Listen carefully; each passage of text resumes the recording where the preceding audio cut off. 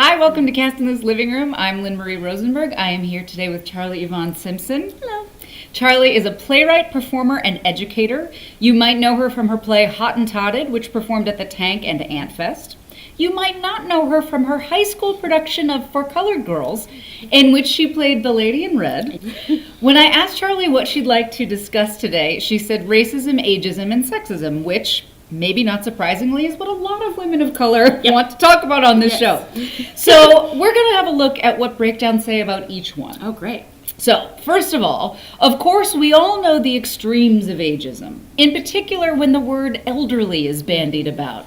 Chief scientist, female, all ethnicities, 63 to 67 years old, an elderly intellectual woman in lab coat. She stares into the camera and knowledge spills out from her majestic eyes. Knowledge! So much knowledge. And even earlier in life, we are asked to reflect on our age. Woman, 40, a middle-aged woman who is reminiscing upon her loss of outward beauty caused by aging. Can't wait for that. I think it's already happening. If it's 40, I don't have much longer to go. No. And sometimes the struggle hits a little closer to home. Claire, 30 to 40 years old. Claire is a broken down actress dealing with the idea that she is aging. That's appropriate. 30 to 40. 32. That's us, right? And as young as your 20s, you can expect to be defined by a male character. Oh, Jeff's girlfriend. Apostrophe. We are seeking a female, any ethnicity, in her 20s that has a heavy metal look for the role of Jeff's girlfriend. This has no lines. Of course not. Why would Jeff's girlfriend talk? Why? No matter your race, you should be prepared to play a variety of roles.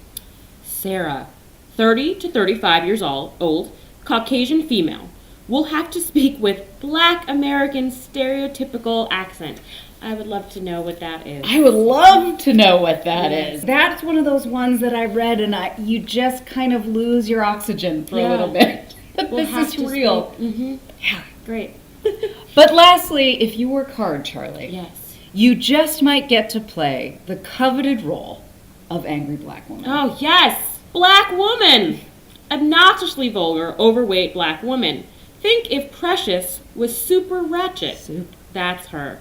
She's not a mean character. She's just a hustler, and she yells at people when they don't pay rent. But she's scary when she yells. Gets all up in your face with spit flying everywhere. Low, heavy bass, like voice preferred. And the thing is, I see so many of these. That's terrible. Do you find in your writing, and I certainly know this from having seen Hot and Totted, which I loved, but do you find that you are trying to fight things like this by creating your own work?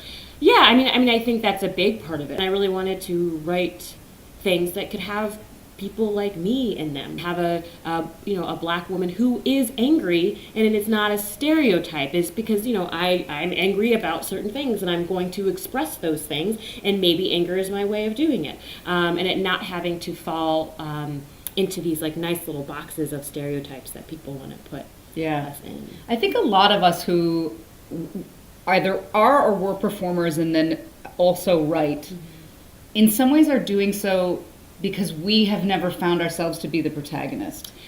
So how do I write myself into the world, essentially? I mean, exactly. When I think back to sort of like my first plays, they were the parts that I wanted to play, and that I was seeing friends of mine get.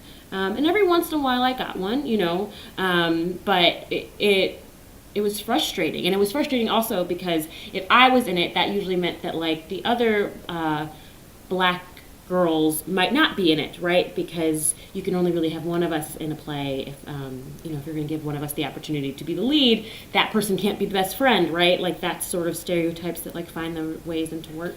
If I wanted to have all of my friends on stage, there weren't plays for that.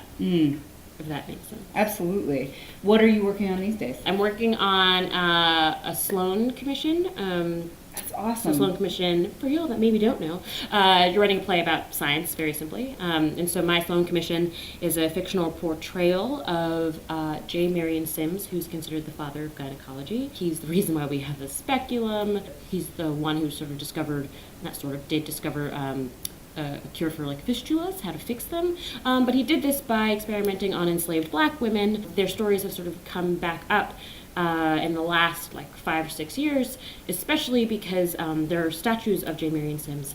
There's one here in New York City. There had been protests years ago, and I think they've continued to either remove the statue or to add the 3 enslaved women that we know he worked on. And I think it's Anarcha. I don't know how to pronounce her name. Betsy and Lucy, and there've been several protests to add their names to that statue to acknowledge them, or to just remove it completely. Oddly or interestingly enough, most recently here in New York City, we had a panel, I guess, in the government that was deciding what to do with the statues. And the only statue they decided to do something with was J. Marion Sims, and they moved it. They didn't destroy it. They moved it to Greenwood Cemetery because that's where he's buried. Or they're going to. I'm not sure of the timeline of that. So I'm writing a play about that whole situation, which is difficult to say the least. And I have some 2 new plays that I'm trying to finish up, and some collaborative work. I don't know, it's a lot, guys, but hopefully some of it will be okay. It's good. I'm excited for what's to come. They're excited for what's to come. Thank you so much for joining me today. Of course. Thank you for watching. Take care of each other and be professional.